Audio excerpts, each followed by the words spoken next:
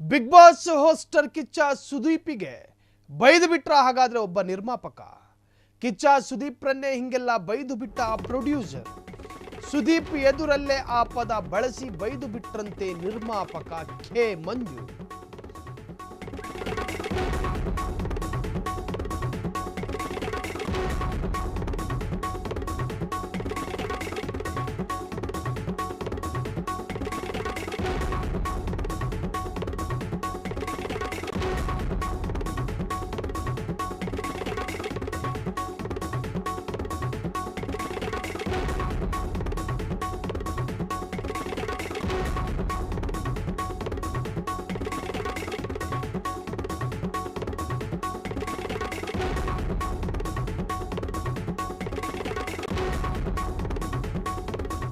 Single take actor ಅಂತಾನೆ ಖ್ಯಾತಿಯಾಗಿರುವ ಸ್ಯಾಂಡಲ್ವುಡ್ನ ಬಾದ್ಶಾ ಅಂತಾನೆ ಕರೆಸಿಕೊಳ್ಳುವಂತಹ Kichcha Sudeep big boss ಎನ್ನುವಂತಹ ಕನ್ನಡದ ಅತಿ ದೊಡ್ಡ ರಿಯಾಲಿಟಿ ಶೋ ಅನ್ನ ಹೋಸ್ಟ್ ಮಾಡ್ತಾ ಇದ್ದಂತಹ 11 ಸೀಸನ್ ವರೆಗೂ ಕೂಡ ಹೋಸ್ಟ್ ಮಾಡಿ ಮುಗಿಸಿರುವ, ಕಾಮಗಾರಿ ಸಂಪೂರ್ಣ ಮಾಡಿರುವ ಕಿಚ್ಚ ಸುದೀಪಿಗೆ ಪ್ರೊಡ್ಯೂಸರ್ ಒಬ್ಬರು ಬೈದು ಬಿಟ್ರಂತೆ. ಕೆ ಮಂಜು ಎನ್ನುವಂತಹ ಪ್ರೊಡ್ಯೂಸರ್ ಅಂದ್ರೆ ನಿರ್ಮಾಪಕ. ಹಾಗಾದ್ರೆ ಯಾಕೆ ಬೈದ್ರು, ಯಾವ ಸಂದರ್ಭದಲ್ಲಿ ಕಿಚ್ಚ ಸುದೀಪ್ರನ್ನ ಬೈದ್ರು, ಸುದೀಪ್ ಮಾಡಿದ್ದ ಆ ಸಿನಿಮಾದ ಹೆಸರನ್ನೇ ಇಟ್ಟು ಬೈದ ಕೆ ಮಂಜು. ಹಾಗಾದ್ರೆ ಏನದು ಆ ಕಥೆ? ಕಿಚ್ಚ ಸುದೀಪ್ಗೆ ಬೈಯೋದ?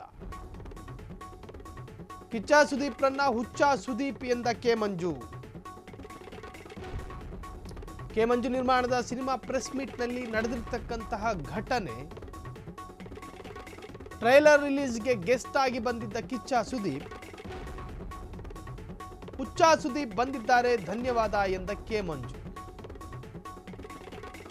ವೇದಿಕೆ ಮೇಲೆಯೇ ಹುಚ್ಚ ಸುದೀಪ್ ಎಂದ ಕೆ ಮಂಜು. ನಾಲಿಗೆ ತಡಕಾಡಿಸಿ ಹಂಗೆ ಹೇಳಿದ್ರು ಗೊತ್ತಿಲ್ಲ, ಆದ್ರೆ ಇದನ್ನ ತಮಾಷೆಯಾಗಿ ಸ್ವೀಕರಿಸಿದ ಕಿಚ್ಚ ಸುದೀಪ್. ಭಾಷಣದ ವೇಳೆ ತಮ್ಮ ಹೇಳಿಕೆಗೆ ಕೆ ಮಂಜು ಕ್ಲಾರಿಟಿಯನ್ನ ಕೊಟ್ಟಿದ್ದಾರೆ. ಹುಚ್ಚ ಸಿನಿಮಾದಿಂದ ಸುದೀಪ್ ಇನ್ನಷ್ಟು ಪಾಪ್ಯುಲಾರಿಟಿಯನ್ನ ಪಡೆದುಕೊಂಡಿದ್ರು. ಹುಚ್ಚ ಸಿನಿಮಾದ ಗುಂಗಿನಿಂದ ಇನ್ನೂ ಹೊರಬಂದಿಲ್ಲ. ಹೀಗಾಗಿಯೇ ಹುಚ್ಚ ಸುದೀಪ್ ಎನ್ನುತ್ತೇವೆ ಎಂದು ಕೆ ಮಂಜು ಹೇಳಿಕೊಂಡಿದ್ದಾರೆ. ಕೆ ಮಂಜು ಒಬ್ಬರು ಪ್ರೊಡ್ಯೂಸರು, ಖ್ಯಾತ ಪ್ರೊಡ್ಯೂಸರು. ಸೊ ಒಂದು ಸಿನಿಮಾದ ಪ್ರಮೋಷನ್ ಸಂದರ್ಭ ಕಿಚ್ಚ ಸುದೀಪ್ ಅಲ್ಲಿಗೆ ಬಂದಿದ್ರು.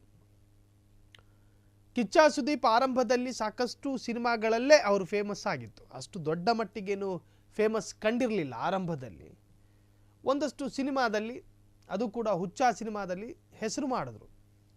ಹಾಗಾಗಿ ಬಹುಶಃ ಕೆ ಮಂಜು ಮತ್ತು ಸುದೀಪ್ ರವರ ನಡುವೆ ಇರತಕ್ಕಂತಹ ಹತ್ತಿರದ ಆತ್ಮೀಯತೆ ಬಹುಶಃ ಹಾಗೆ ಹೇಳಿಸಿರ್ಬೋದು.